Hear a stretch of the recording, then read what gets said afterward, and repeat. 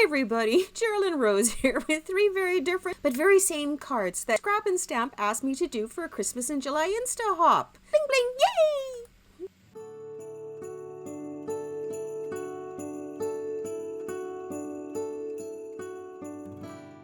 I'm still an amateur just like you, doing it for fun, trying to make a difference in the world. Scrap and Stamp is a Canadian card supply company I've bought a lot from over the years. I just wanted to help out.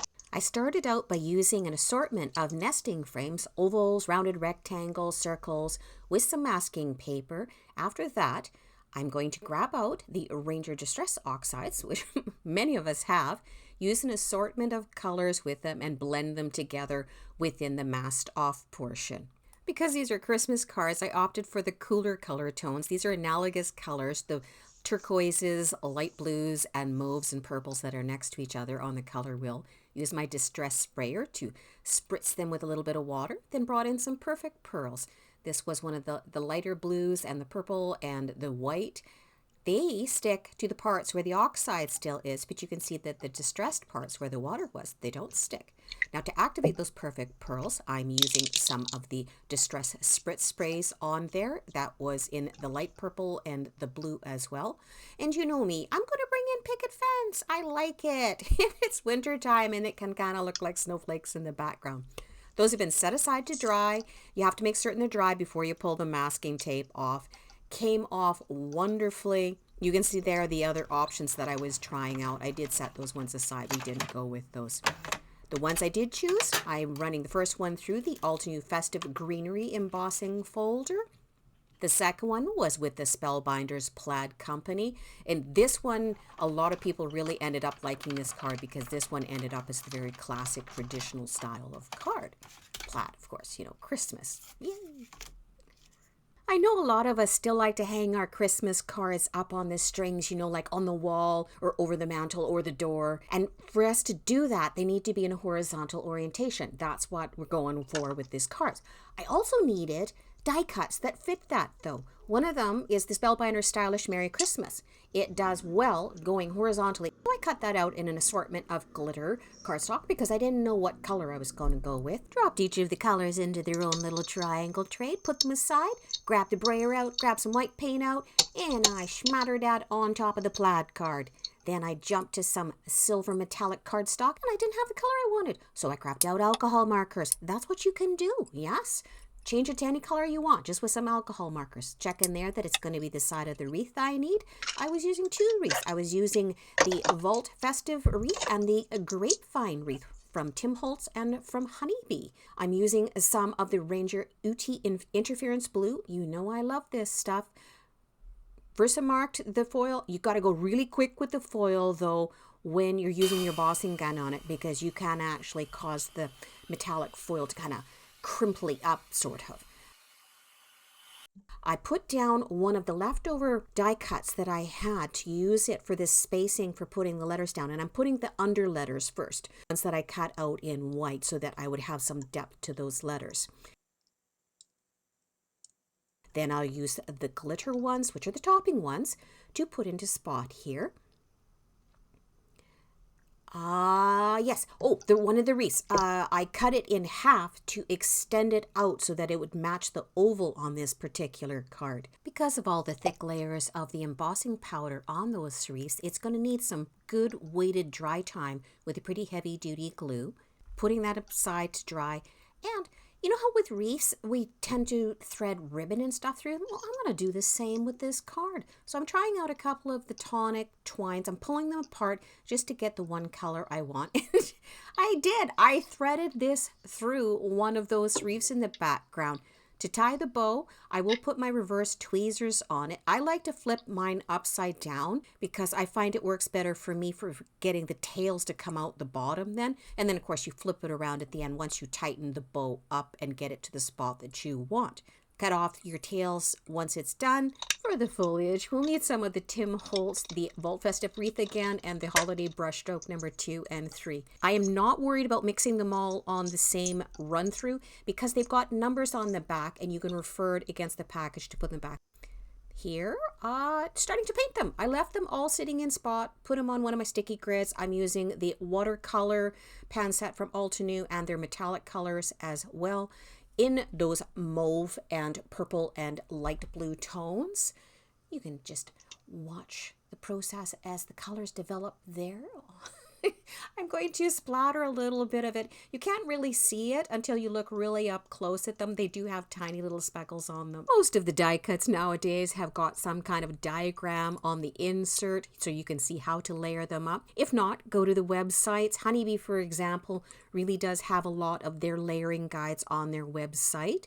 That's what I'm doing. I'm starting to assemble on the front of the cards. So this one is just going to get some minimal, very light colored wreaths portions along the top and the bottom because that's their classic traditional, although it does need a bow.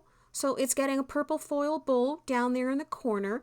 And then I'm going to take some of the berries and I'm just going to put a little triad of berries up in the top. I'll use some Nouveau Strawberry Coulis to give them a little bit of glisten and gloss on that. I didn't bore you with this, but I pieced all those little cutouts into the portions of the wreath there. And I used another purple foil bow and tucked that over top of our purple twine bow that we had. I am putting more of the berries down in clusters because they do look better clustered about. And for that one, we're using some Arranger Glossy Accents to bring those up in depth so that you have that texture and that glisten. On the plaid one, I'm jumping back. I'm grabbing out the stickles because I'm on a stickles kick lately. Used the crystal and the stardust. And just on one of the portions, I went around it and then I brought out the Glitter Rock Candy Glitter. And I'm putting that on, doing a portion at a time, tapping it off, doing the next portion. What was it? Oh, yes, I'm dipping some of them. I thought they needed a little bit more accenting. I needed to fill in some spots. So I used some of the spare pieces. I dipped them back into either a glitter or the UT to add a little more on top of those. A little craft pro tip, everybody. If you use the bags that your craft supplies come in, you can put your leftover die cut pieces in them and then slip them into the package. Huh? Yeah. Oh. The watercolor paper that I was using, I think it was Canson XL, it's pretty heavy duty. I knew that it would take having the edges roughed up. I don't have a paper distresser for that, so I use the edge of my scissors. Then I'm going to work on this panel. I'm just using all sorts of different techniques for getting that oxide on. I'm putting directly to paper. I'm doing some ink spushing. I'm going to dry in between each of those layers with my heat gun so that you build up on top of each of those layers. Wet on wet blends, dry on dry adds the effects that you need.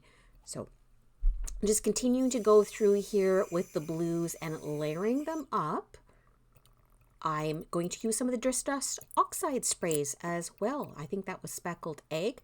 I've got it around. I'm spritzing it with some water to get it to run and flow. Then I stupidly put a little bit too much of the purple on around the edges. I thought, oh, I'm going to darken around the edges, and it was too much. I tried spraying off as much of it as I could. So I'm grabbing out the paper, I'm dabbing it off, and I layered up with more blue on top to finally get that purpley mauve that I wanted. Used some of the Distress Spritz sprays as well. Of course, Picket Fence. Picket Fence I only put in the two corners so that I have a diagonal theme going on with this one. Ink splatters. Smoosh some of your ink pads into your mat and just put some water in and just splatter it on. And then, you can either let that dry or dab it up. So this is the part where you're like, what on earth am I doing? Well, I'm getting out my very pokey scissors and the ones I use are for fussy cutting, and I'm actually cutting that frame out. This is okay doing it for this part, distressing it again. The second part, the inner frame, because it's so flimsy, I had to be very careful. But I still got it distressed. So I'm jumping over to the stencil. That was the Echo Park Fun Flurries. I've taped all those layers together on the one that we just cut apart. so that we get the stencil put into place properly. I'm using an assortment of pastes here for this and the solar paste. I think it was the Snowfall and Beluga and Royal Flush on this one.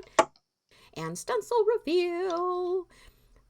Once it's dry, I'll run it through the Spellbinder's Tufted Embossing folder for that one. And this one, because this is going to be the Greedy Grunge one, I brought out the old sewing machine. Don't judge it. Don't judge. It's very, very, very old. I've had it since I was a teenager. So this thing goes back to the 70s or the 80s. And yeah, it's got like candle wax and everything else smeared on it.